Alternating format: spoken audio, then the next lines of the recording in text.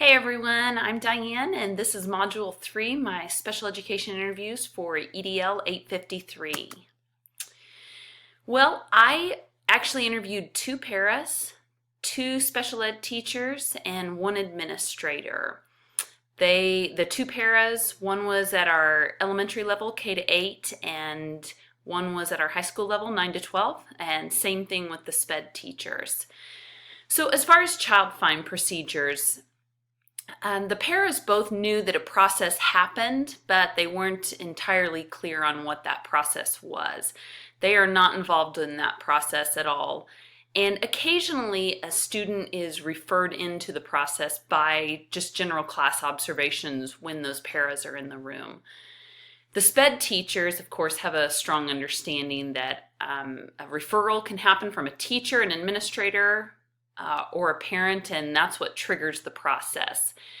And those students go into the SIT process, our student intervention team, and they have to be in that a minimum of one semester, and we meet pretty frequently, at least every 4 weeks, somewhere generally between 2 to 4 weeks we meet, and that we use observation and data collection from paper and pencil to Ames Web to, it just really varies what we might use. And then they know that at that point, a student has several directions they can go. They can stay in the SIT process where we continue to make modifications and adjustments. They could be dismissed if we've found some strategies that work and we implement those, or they can be referred for evaluation.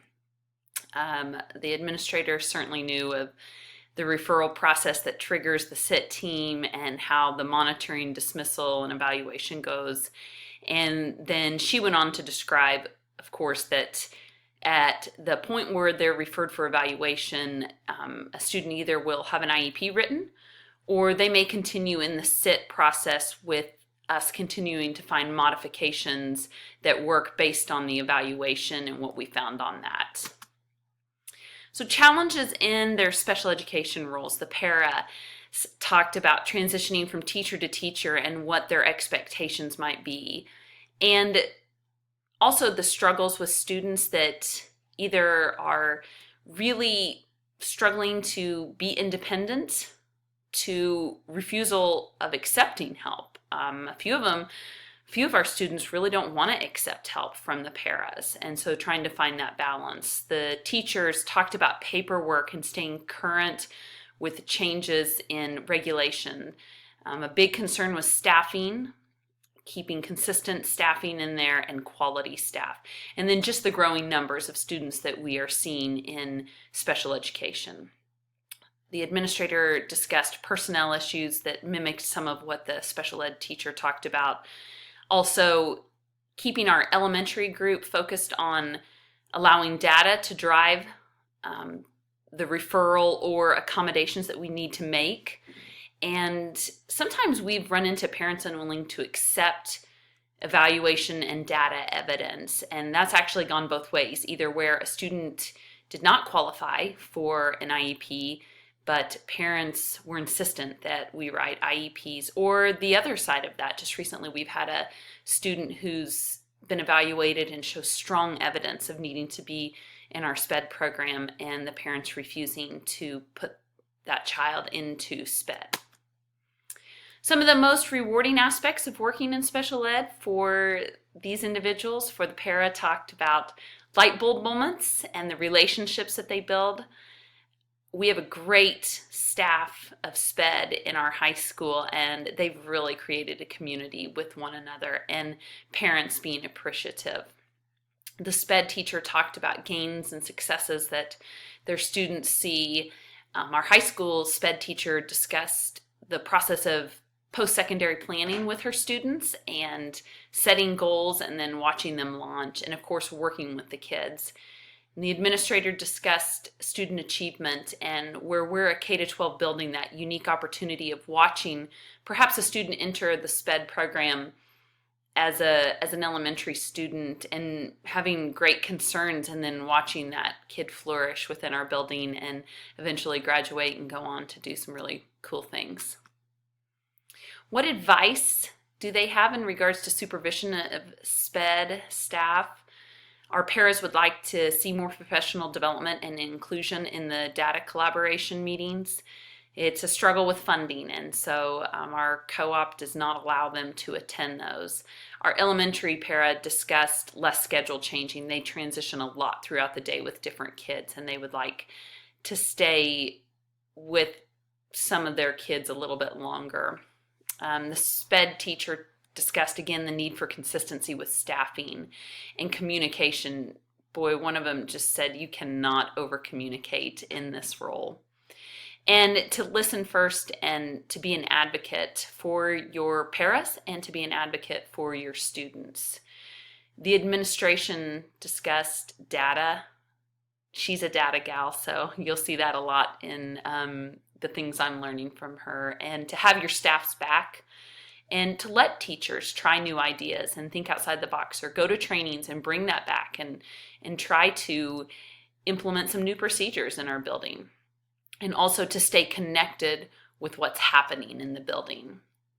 And how to work effectively with parents. Our paras really, we try to protect them so that they have little to no contact with the parents. We really want parents to work through the teacher or the administration. And really that is for the protection of our paras.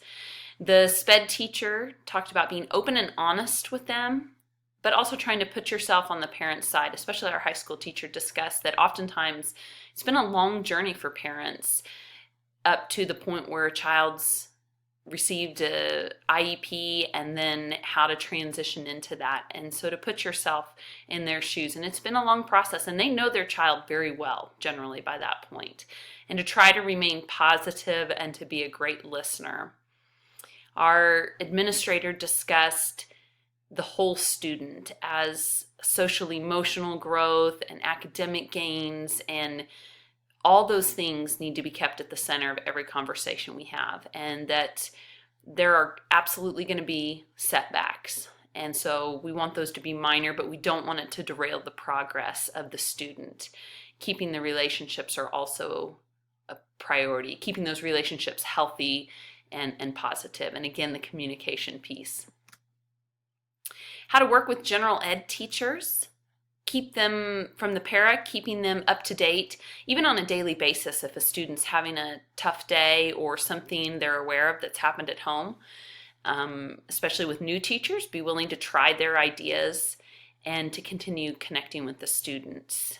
The SPED teacher discussed collaborate, and have those teachers down in the resource room for discussions, or go to their room. Or our high school teacher is very intentional about eating lunch with different groups of teachers so that she can visit with them and just hear what's going on. And she also makes sure that they sit down some point before school starts and go over the snapshot IEP, and to just talk by email, texting, in the hallway. Just really, again, she's the one that said you cannot over communicate.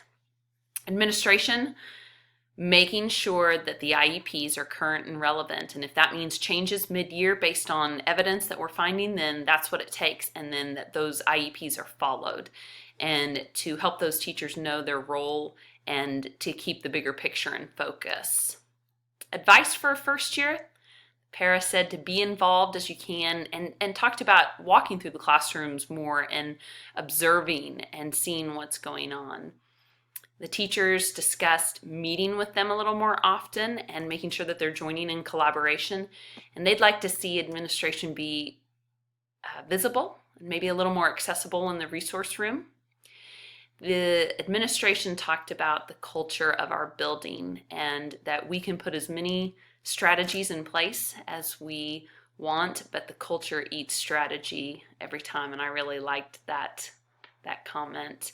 And to build relationships in and out of the building, to network with other administration, with as many professionals as you can, and to have KSDE and the SPED department on speed dial, and don't be afraid to ask questions to them. And again, to always have an awareness of what's going on within your building. Describing their roles. Para said the SPED teacher writes the IEP and the principal makes sure it's followed. SPED teacher, of course, writes IEP, progress monitors, is the lead communicator. The admin ultimately is responsible for the enforcement of that IEP and the success of the student. And here are just some of the characteristics of aspiring admins and SPED. To be compassionate, empathetic, knowledgeable, willing to ask within their network, willing to learn, leadership skills, organization. I love the para said that don't take things too seriously or personally. There's going to be lots of ups and downs. When I think about this, PSEL 2C, when I interviewed all these people, a consistent theme was that it's the full responsibility of the administrator to keep that student in the center and helping them find success and keeping our environment safe for that student. And communication was mentioned over and over and over again. And in this day and age, most of that communication is happening via text or emails, and to keep that documentation of that communication, and so to be really skilled at using your email. Thanks for watching. Have a great day.